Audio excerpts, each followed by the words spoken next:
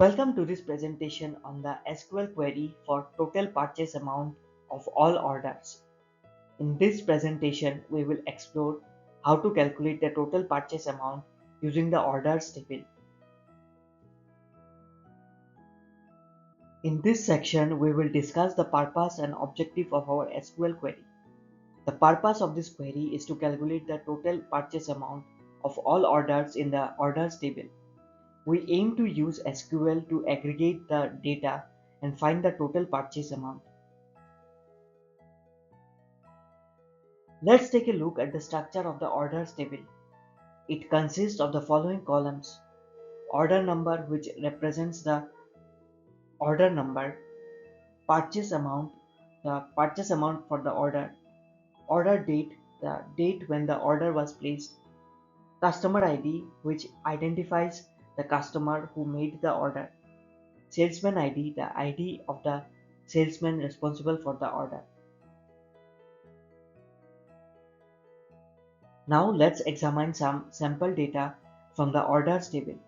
Here we can see various orders with their respective purchase amounts, order dates, customer IDs, and salesman ID. This sample data will help us demonstrate how to calculate the total purchase amount for all orders. In this slide, we have the SQL query that calculates the total purchase amount. The query uses the sum function to sum up the values in the purchase amount column. The query looks like this. Select sum purchase as total purchase amount from orders.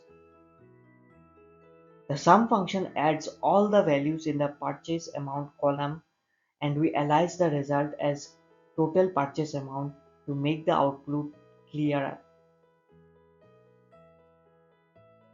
When this query is executed, it will return the total purchase amount of all the orders. As an example, the result of this query is 23,365.88. This is the sum of all purchase amounts in the orders table.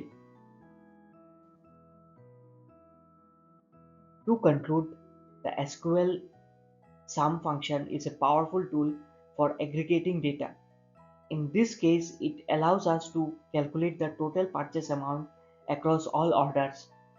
This query provides an efficient way to gather insights from large datasets and is commonly used in reporting and analysis.